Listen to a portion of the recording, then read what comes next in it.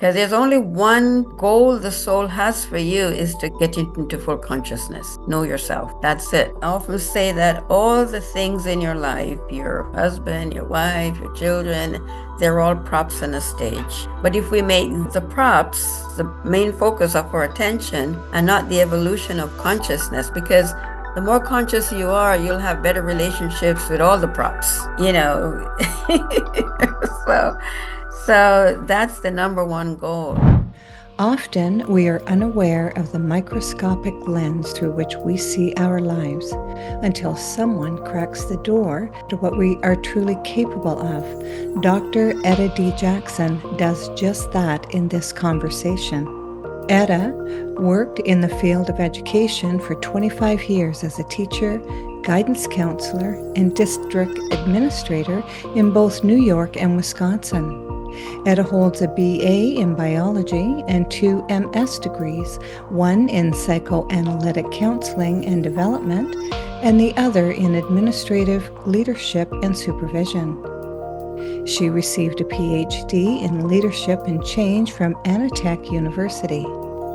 Her passion for wanting to make a difference led her to founding the Institute for Conscious Global Change, a 501c3 international not-for-profit NGO organization in Special Consultative Status with the Economic and Social Council of the United Nations. She now serves as the CEO of the Institute.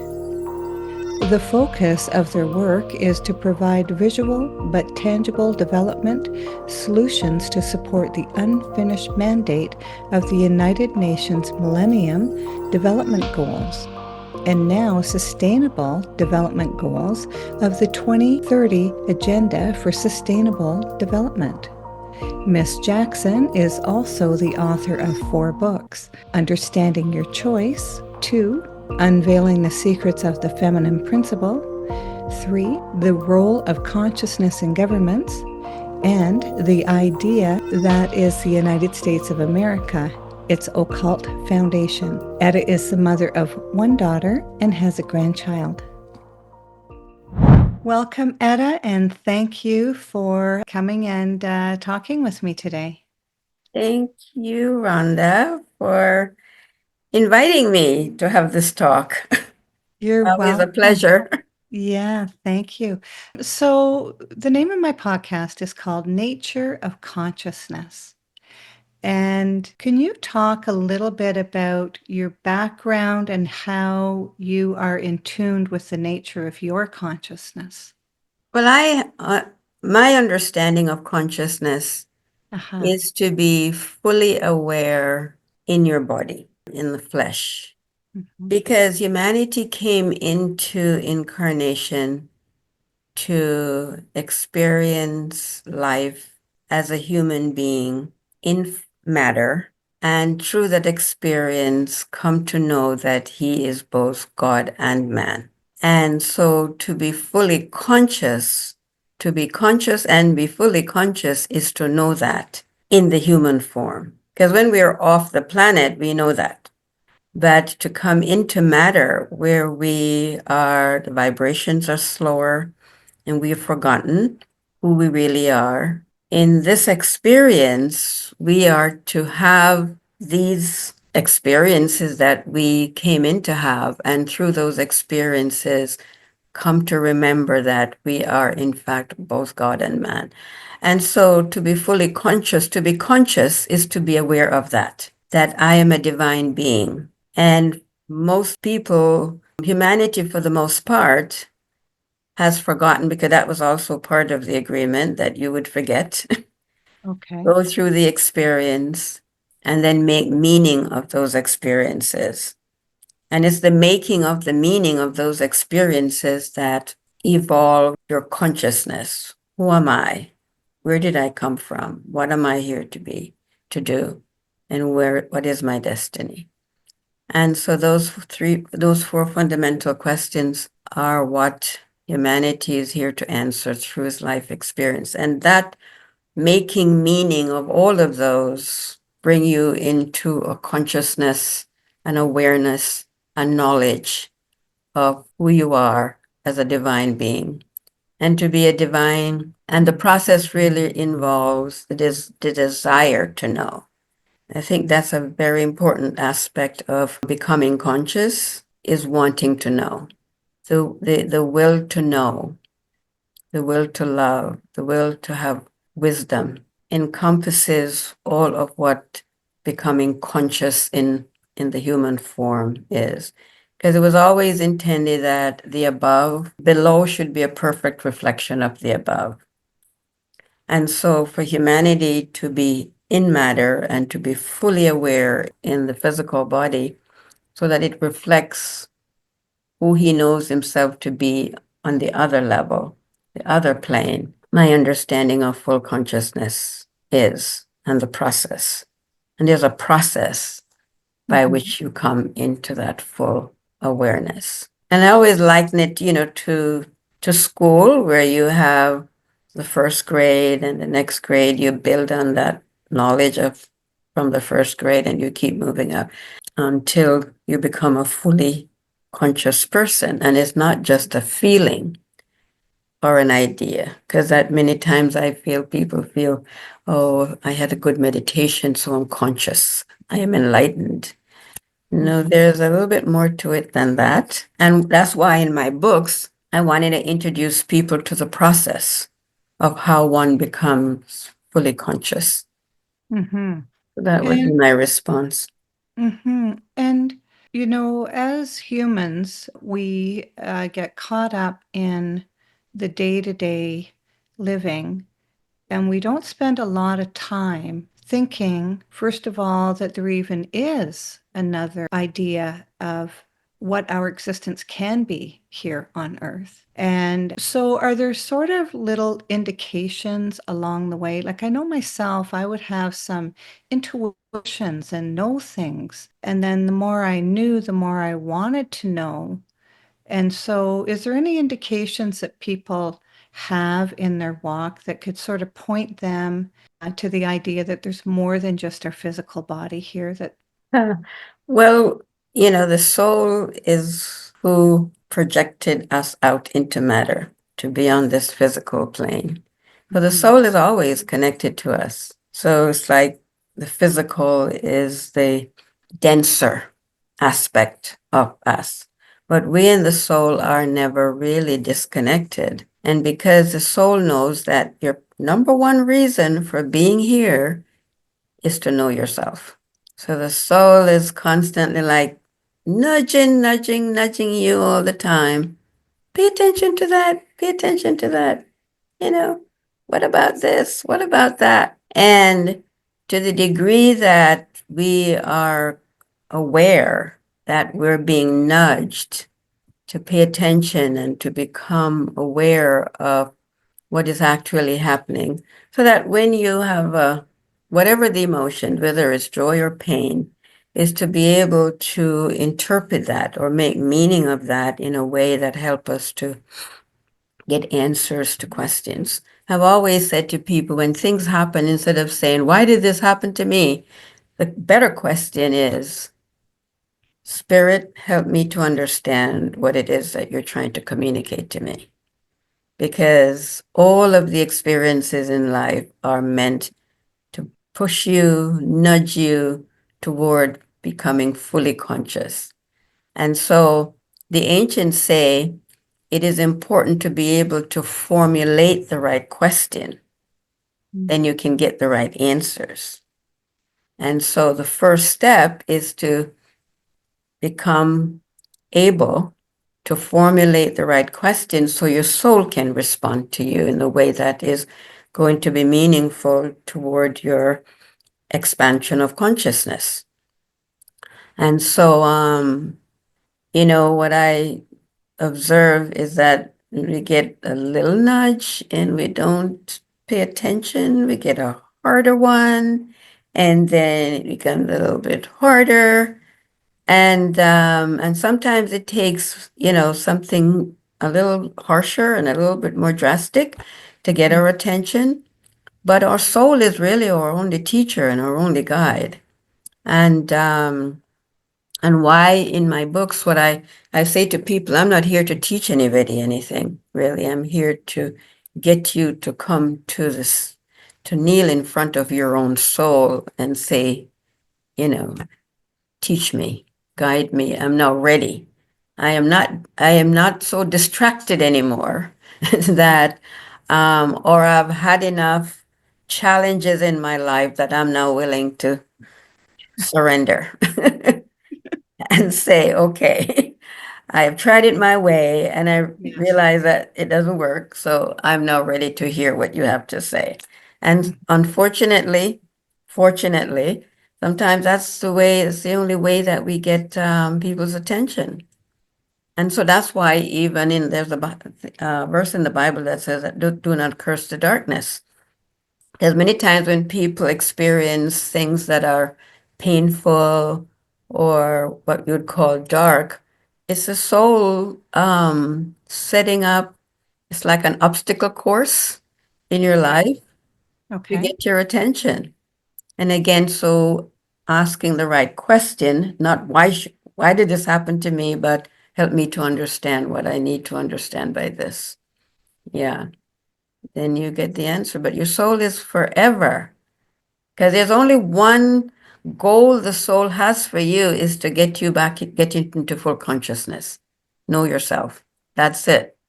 I often say that all the things in your life, your husband, your wife, your children, they're all props on a stage. Oh, they're all props. Yes. And they're That's all cool. meant to help to lead you home, to get you home. And sorry, what? And To get you home. to get Yeah. you home. Yeah. Mm-hmm. So, but if we make the props, the focus, the main focus of our attention, and not the evolution of consciousness, because the more conscious you are, you'll have better relationships with all the props, you know. So, so that's the number one goal. And, I wrote these books called, Understanding Your Choice. And Understanding Your Choice, I wrote about the prodigal son, who had to go out and have all those life experiences for him to come into full knowing of himself. So whatever it is that you need to do or where you need to go or what experiences you need to have, for him, he knew that he needed to leave home and go out into the far country to go have those experiences. But, there was already an intent within him wanting to know who he is, because that was the realization that brought him to the place where he says, I must leave here and go out. So there's always intent that is needed. It's essential. Because again, we're talking about consciousness. It's not something that just, just kind of flies around you in your mind. There's a clear focus, intent of what I want to accomplish in my life. Because that was what allowed him to say, if I am to know myself, and this is what he said, if I am to know myself, I have to leave here and I have to go out. So again, that coming to the awareness of what it is that you need. And if for many, the experiences are different. What will bring you to that place of awareness that this is what I need to do if I am to expand myself? And so the soul, again, is constantly nudging and bringing experiences in your life to first bring you to the realization that you need more. And so, so it's a beautiful process. And once you understand it, that you realize that it's the desire of your soul to bring you into full consciousness, full awareness of who you are as a divine entity. I am both God and man. And I heard one speaker say recently that, it's because people have such low self-esteem, why they cannot wrap their heads around the fact that I could be this divine entity. Mm-hmm. And so they sell themselves short all the time. And the soul is then constantly trying to remind you that you are who you are. You are this divine entity who chose to come into matter to have an experience that will expand you and expand all of life, because you are connected with everything else. And your knowledge and your expansion through your experiences help to expand the whole. And so it's a wonderful setup. I know that many people, did I agree to this? Yes, you did. Yeah, that's the complicated part of it, though, that we chose, and who chose, our soul chose, come into a human body. Mm-hmm. And not only that, but had a plan for us while we were here, Yeah. which is quite ambitious. Yeah. Because, like, I know myself, I had a series of wake ups along the way. And the last one just about took my life. So I was T-boned. Oh. And I really woke up at that point. I started writing my book at that point. Mm-hmm. And then that put me on a trajectory of sitting here with you, Yeah. right? See? And so is that a coincidence or is that planned? Oh, that's planned. Yes. Yeah. That's Oh, it's planned. Yeah. Mhm. And I hear that from many of the people who have had near-death experiences. It's kind of the nudge. You know, I was talking about how the soul nudges you lightly at first, and then a little bit more severely the next time, and then next time it says, okay, now what do I have to do to really get you to pay attention? And I feel that those near-death experiences are those experiences that the soul provides for you to get you to see what you probably wouldn't see otherwise, you know. So, and it's like whatever it takes to get your attention, Mhm. I will do. But yeah, I know for many people, this seemed like such a painful experience being here.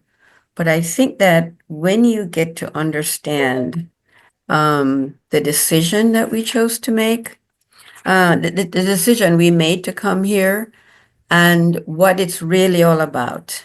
We talked about my book, Understanding Your Choice, and I was given that book to write to provide context for the experiences that people are having on the planet, so that it doesn't seem like it's just some random thing that you're a part of, but that you did make a decision to come here. As hard as that might be to believe, but you did make a decision to come here. And here's the context that you chose to come into this incarnation within.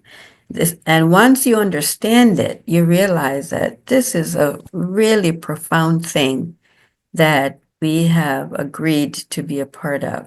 And it's an experiment.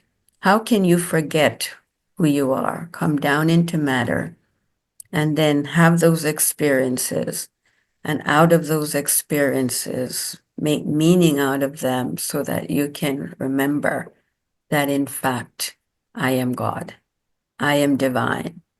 And so this entity that is both God and man, as Jesus was, we have had an example. He was called the Wayshower, actually, not our Savior, but our Wayshower.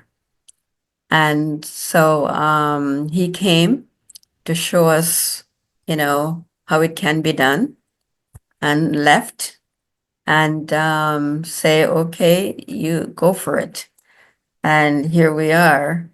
And he was a wonderful example of how this can be achieved. And basically saying, if I can do it, you can do it too. you know. So we know that we're not just here to hear guides and teachers talk to us, but we are here to become fully conscious as human beings, because many people believe that a Jesus, a Christ consciousness, is unavailable to us as human beings. That guy can do it, or that guy can achieve this, but not me. And again, it's because we don't really remember who we are, that we are these, divine beings. So Jesus came and say, yes, you are, because you are my brother. There's a part in the Bible that says, I am your brother. He never says, I'm your savior. He said, I am your brother. And basically, he came to walk that same path, step off the scene and say, now I showed you how to do it. Now you go do it. And so many people cannot wrap their heads around the fact that the Christ consciousness that Jesus achieved is the same Christ consciousness that you are expected to achieve. You're not just here to have faith and worship this being. No, Jesus is saying, I am both God and man, and so are you. And the Christ consciousness is actually full consciousness. Where in the flesh, you get to realize that you are both. The above and the below are perfect reflections of each other. I am man, and I am also God. And for many people, that is even sacrilegious to even think about, that I could presume myself to be, but we are. And those are some of the struggles that people have, with even attempting to go to those extremes of wanting to know, even to entertain the thought that I could be a really Christed being walking on the planet.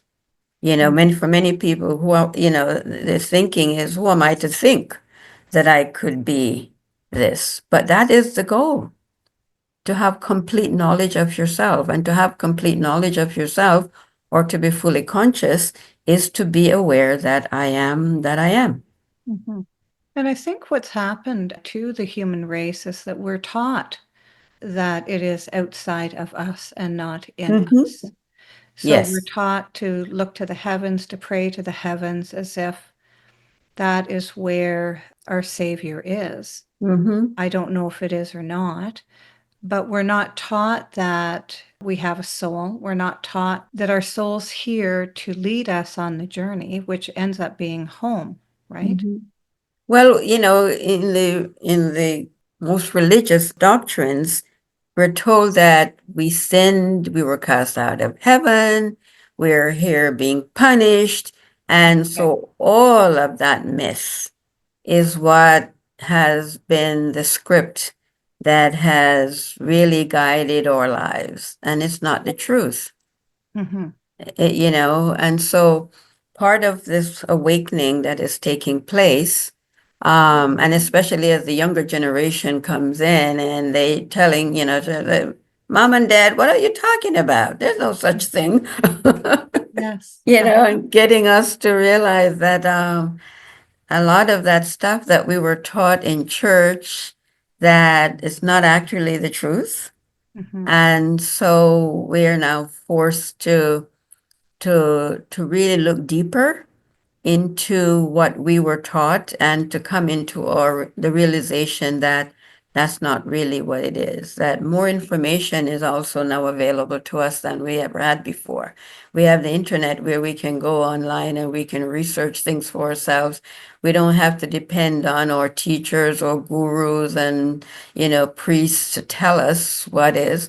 Because first of all, the Piscean age was responsible for really developing the physical, emotional, and mental bodies, so that we become mature enough to be able to reason for ourselves, to think for ourselves.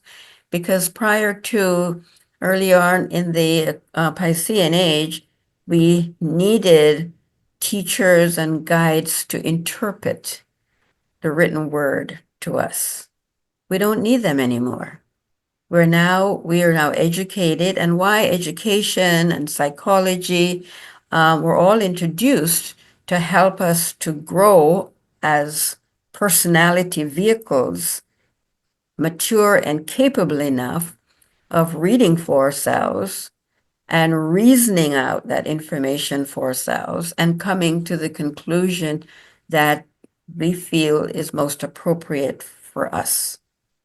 And so that's why you also are seeing the breakdown in religion, that many people are moving away from organized religion because the gurus and teachers and priests, they don't, I can reason from, I don't need you to tell me what I have read. I have read it for myself, and I can attribute my own interpretation to what I read, and I don't need your interpretation. In fact, when I listen to what you're saying based on what I understand it to be, I am neglecting what you have to say because I know that it's not the truth, it's not my truth. Even the coming into the place where you can say, this is my truth. And you're no longer afraid that you're going to be burnt up in hell because God is going to punish you. Because if you don't accept what I tell you, because God told me that tell you that this is what it is. And, so on and on. And so now this is part of the liberation. And then you see people coming into their own. I was explaining to someone that the age of Aquarius is ruled by Aquarius, and the polar opposite of Aquarius is Leo. Leo rules the spine and the heart. So now people are coming, this is this vertical relationship that is happening. I can contact God for myself. The horizontal relationship through your teacher, your guru, your guide has shifted to this. I can talk to God for myself, and I don't need your interpretation anymore because I'm now capable, both emotionally and intellectually, to reason this out for myself and ask whatever questions I have. And thank you very much, but I don't need you to tell me what I need to know. And so this is a big shift that you're seeing happening, and it's a wonderful thing. Yeah, really waking up and coming into our own as human beings and as divine entities. And we're questioning things that we never used to question before because we didn't think we could question. And if we questioned, we wanted to make sure the person that we talked to was safe so that they, Yes. find that safe person. Exactly. Yeah. And so it's very interesting how all of this has unfolded and continues to unfold. Yes. Right? Yeah. And so would you like to speak about the other book that you have? I mean, you have 3 books and then you have the excerpt. So I have 3 books I was given to write. The first, Understanding Your Choice, I was given to write. This year is going to be 50 years that the light overshadowed me and gave me the title of this book to write. And then when I was done writing that, the light told me I had 2 other books to write, and the titles were given to me also. And as I was saying earlier, the light told me back then that at the end of the Piscean age, beginning of the Aquarian age, humanity would be in turmoil. They would be in fear. They would be disoriented. There would be apprehension. And that the book, Understanding Your Choice, and the other 2 were meant for this period. Because way back when I was given the books to write, I was told that it wasn't time yet for humanity to have exposure to them, because the timing would not be right. They wouldn't understand, because if I tell you something for which you cannot, make any sense of, then it would be irrelevant. So they kept telling me, not yet, not yet, not yet.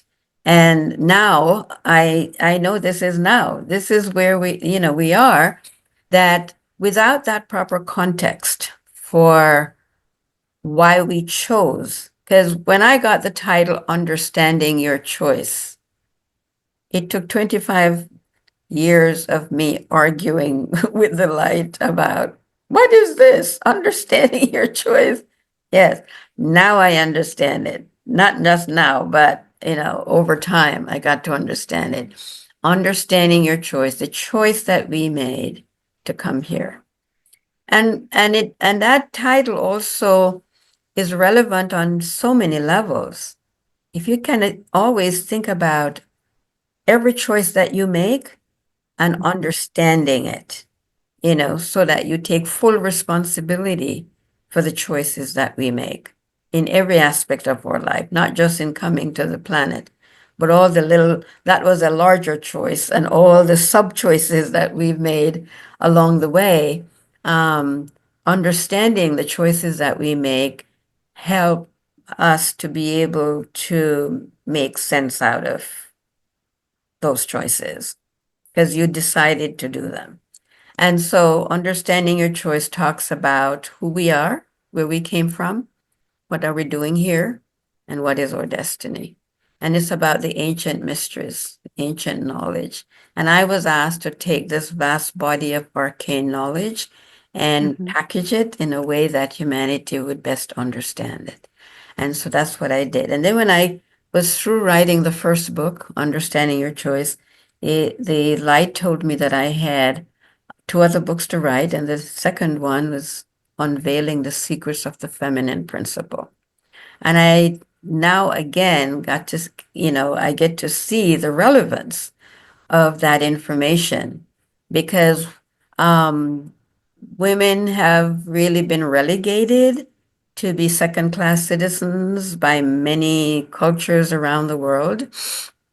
But the divine feminine, who is the creative principle of the universe, which I know for many that's hard to, accept, but she's the creative principle of the whole universe. She brought all things into manifestation.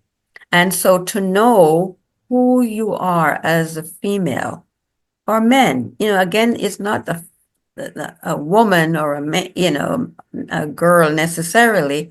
It's that feminine principle because it exists in male and female.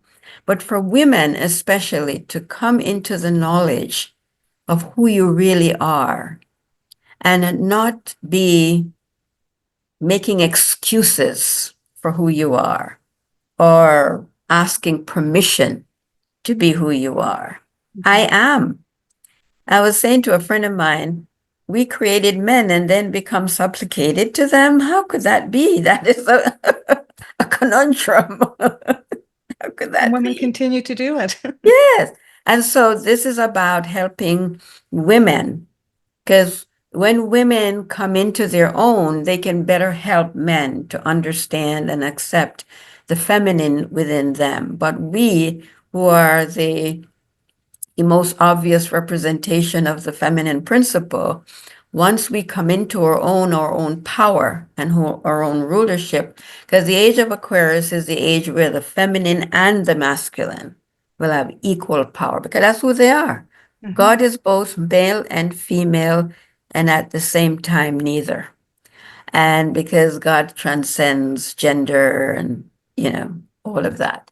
But so unveiling the secrets of the feminine principle is meant to help you really understand who it is to be the feminine and what that means. And I've said that if the feminine aspect of ourselves were in equal balance with the masculine, we wouldn't have the starvations and the wars and the conflicts that we have on the planet. And part of the reason why things are the way they are is that we have been left out of the equation. And so this is why the age of Aquarius promises to be the age of the brotherhood of man, all of humanity, oneness, coming, ending separation and coming back into a knowledge, because the Divine Mother more than anyone knows, because she created both, that, one is not superior to the other. The Divine Masculine is not superior to the Divine Feminine, and the Divine Feminine is not superior to the Divine Masculine. They're one. There is no separation. They're one. And both aspects are essential for any kind of full consciousness. It's like you cannot become fully conscious and not have the both aspects of yourself in total balance. And so that book, I invite, well, all of them, everyone to read, but especially women, especially at this time. And then the third book is The Role of Consciousness in Governance. And it really speaks a lot about the governance structure of the planet.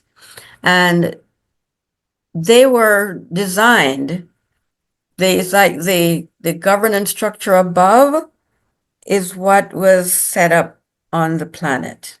But the governance structure here is not yet a perfect reflection of the governance structure above.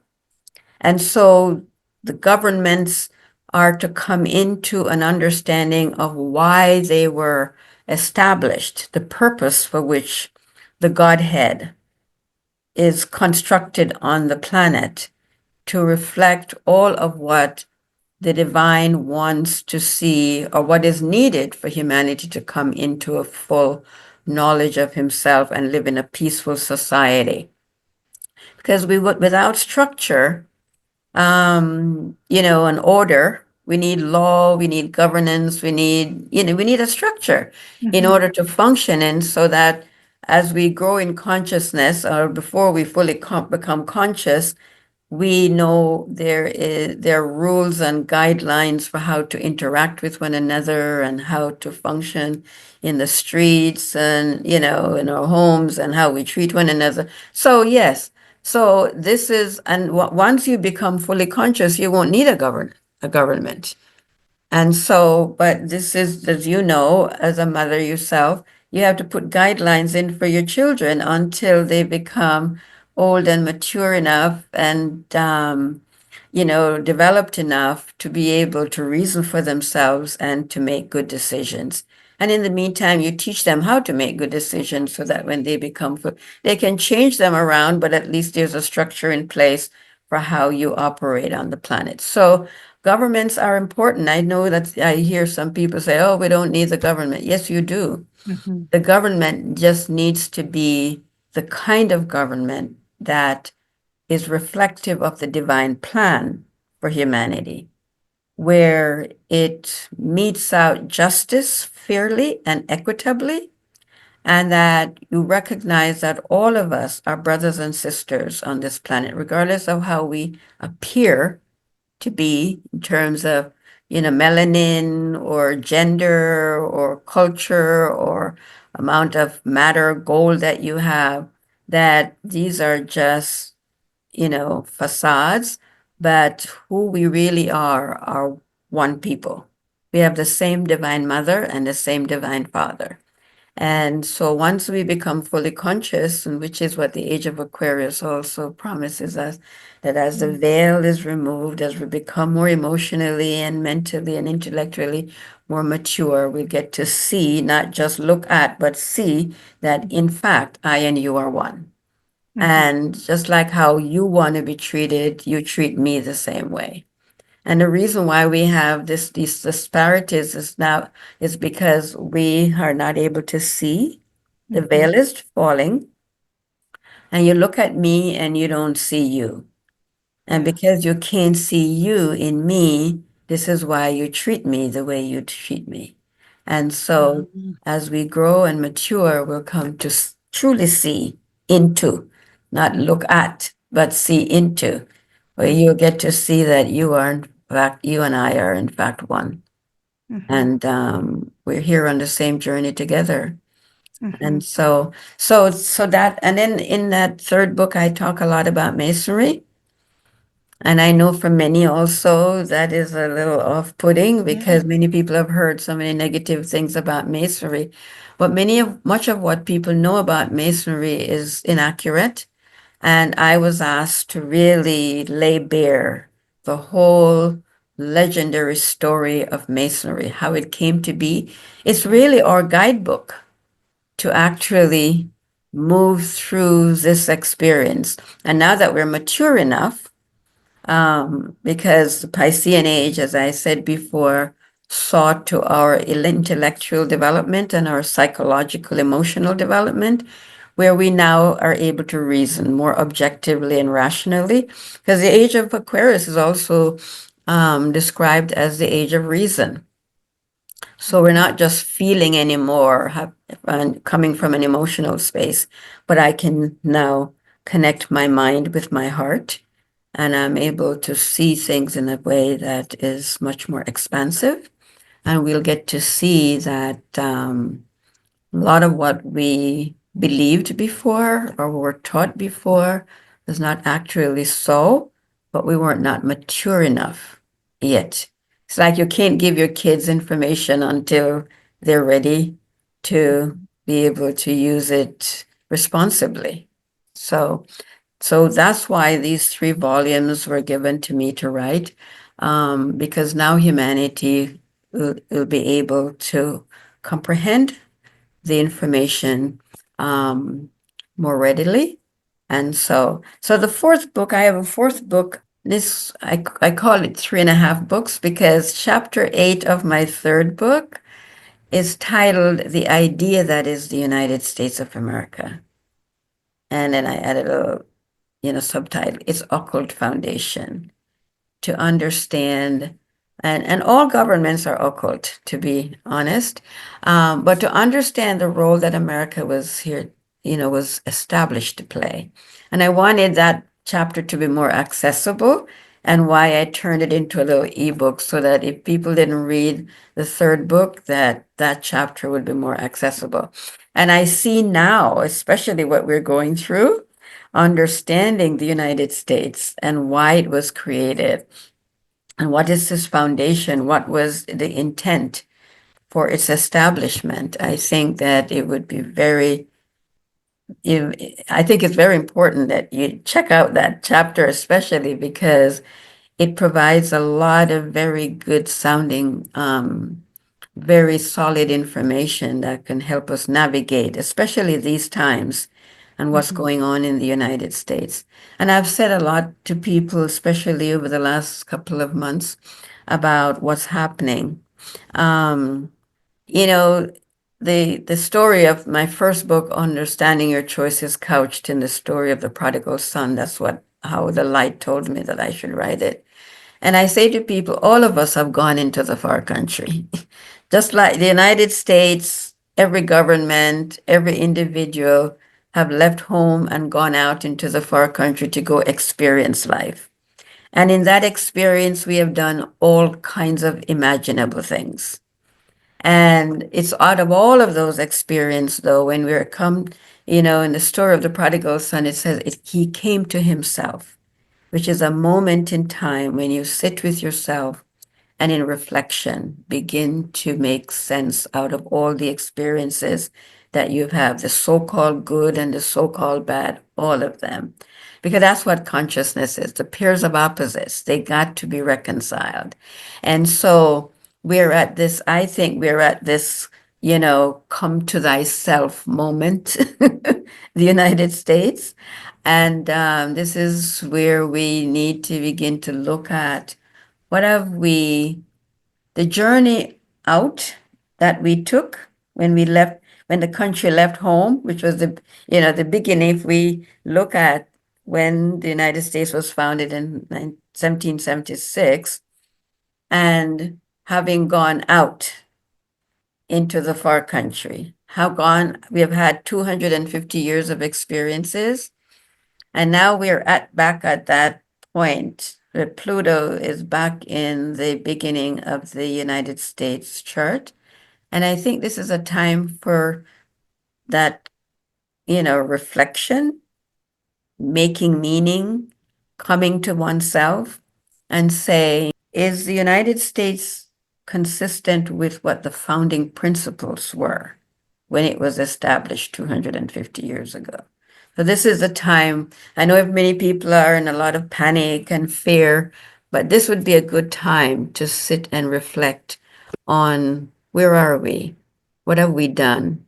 What do we need to do differently as we go now turning the corner? Because interestingly, Pluto is the higher aspect of Pluto is the ruler of, or the planet in exaltation in Scorpio. And it was in the Scorpio period of his prodigal son that he turned around. So that Pluto and Scorpio energy is that turning around point. Okay. Just like the chakras in the body, the turning around and the chakras moving upward is begin to open you up to deeper knowledge. You went out and now you're turning around, returning the path on the path of return. And it's in that Scorpio region that you begin to turn around and to begin to that self-reflection and self-assessment. So now you can begin to make sense out of it. And there's no condemnation. This is one of the things that many people need to realize, that all the prodigal son, when he realized that he needed to return home, he was afraid that his father would condemn him because he had done all these things that were contrary to what he was taught. But the father had no condemnation of him. In fact, the father kept looking down the road for him any moment that he would return, and actually ran and met him and, hugged him and brought him home and celebrated his return.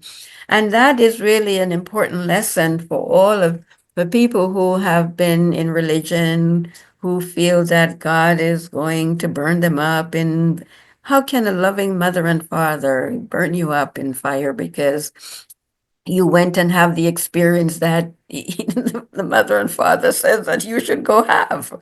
It's contradictory. So no such thing.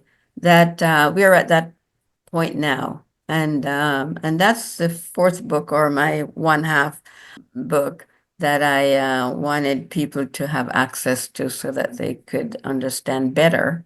First of all, America is not a Christian country. It was not founded on Christianity to start with.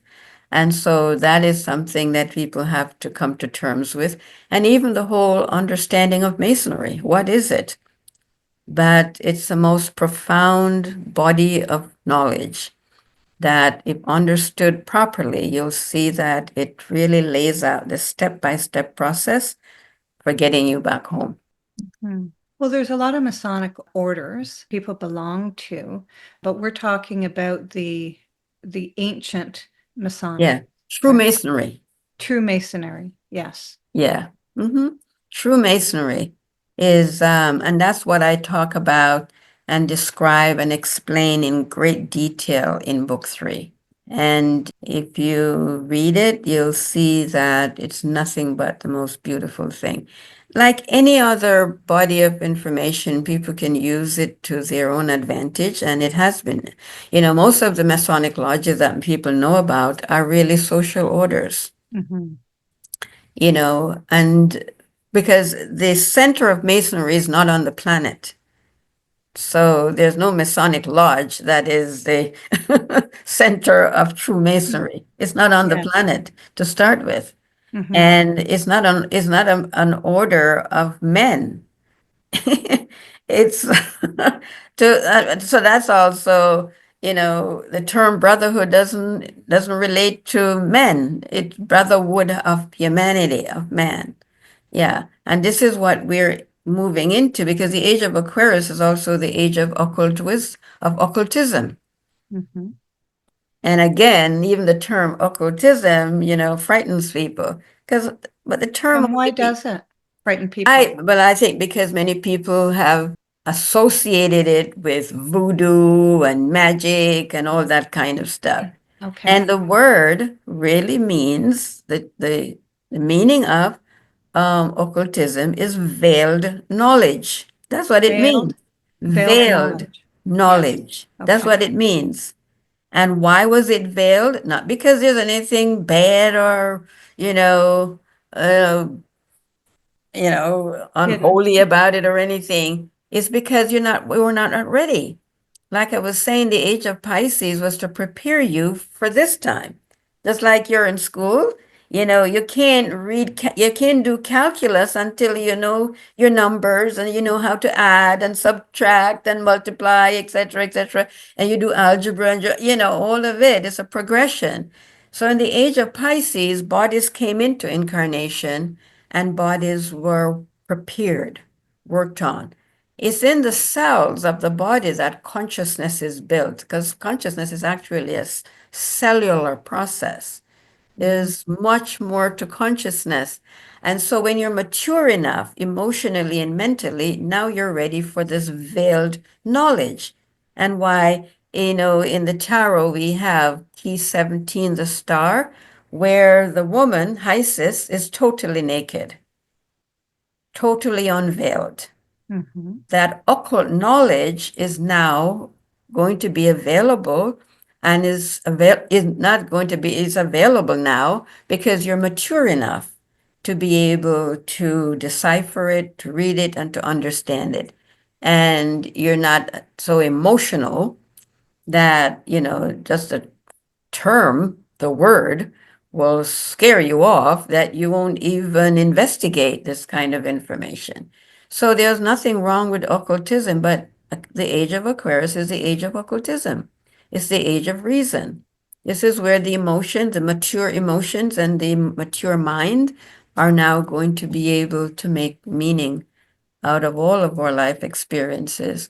And that is how the evolution of consciousness happens. Yeah, and that's the evolution of consciousness. Yes, absolutely. Absolutely. But I also want Rhonda for people to realize it's not just, oh, I feel good and I saw my guides today and whatever, but that there's a process to spiritual development and unfoldment. It's not, and again, in this age, because you're mature enough, now you'll be able to understand the process that, allows you to go from one stage of development to the other until you become fully conscious in your body. So you're a walking, and I write in my blog about, there are all these disciples, adepts that are walking around among us, but we can't see. We can't see them. We can't see them, but they're Because until we wake up or learn more, yeah, and then we'll be unveiled. yes. And many people attribute, and in one of the blogs I just wrote, I talk about the fact that we have attributed power, true power, to people who have the most money, have the biggest title, the biggest degree, et cetera, et cetera. And it's none of that. True power, true power. We're not talking about the false power attributed to matter. Because what we have done, and I was saying to my friend the other day that we now have all these oligarchs, with their billions of dollars. And because we mentally have created it, we've told them that they're the most powerful, not the little man or woman on this, who is the wise man sitting on the bench, who has no, big mansion and cars and whatever. But that's the most powerful person right there that you will knock over to be in the presence of these people who are poor. I talk about this a lot in my second book, Unveiling the Secrets of the Feminine Principle, in which I talk about this German lad. He's part of this, it's in this treatise called The Fama Fratinatis that was written back in 1610, who talks about this 5-year-old, but German lad. And the 5-year-old is really symbolic of, it means something else. Recognizing he came from high nobility, high German nobility, so he had money and wealth and access. And in the story, it talks about this German lad who, recognizing how poor he was. Now, he had all the physical wealth, but until he came to the realization of how poor he was, that he turned his back and headed toward Jerusalem. And again, the term Jerusalem is not a physical place. It's called the abode of peace, which is where everybody is journeying to. And so until one is able, and there's nothing wrong with matter, but matter cannot be superior to spirit. There's no way, because spirit created matter, but we've elevated matter to be over spirit and why we are living this illusion. And we wonder, why is it that the world is as it is, but we, in our minds, have constructed a false reality that we're living. And I, again, coming back to the United States, I'm sure that what you see being played out in the White House, in the government of the United States, is spirit saying, this is what you created. This is what you have elevated, and you have said, this is what power looks like, true power looks like. This is the illusion that you've created. So let me show you what it looks like. See? Very interesting. Consciousness is what determines true power and true leadership, not money. It cannot be.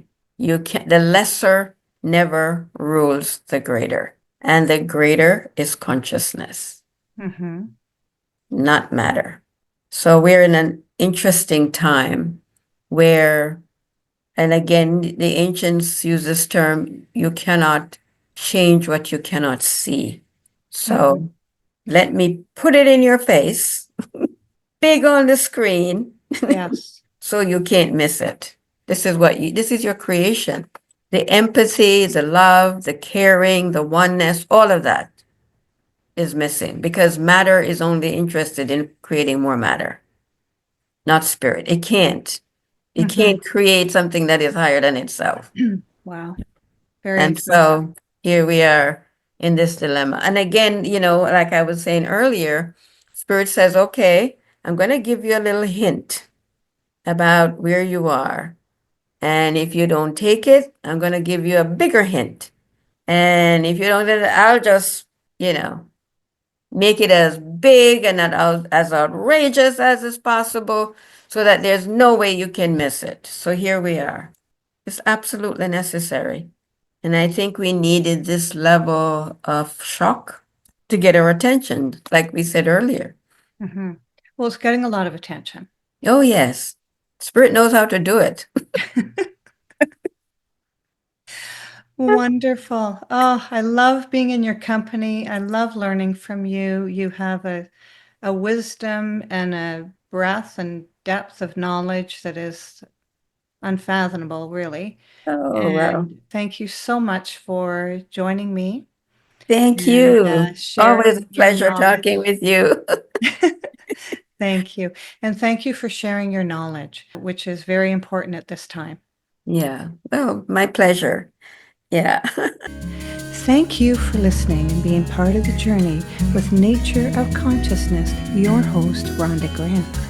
Theme song is composed and performed by John Park Wheeler.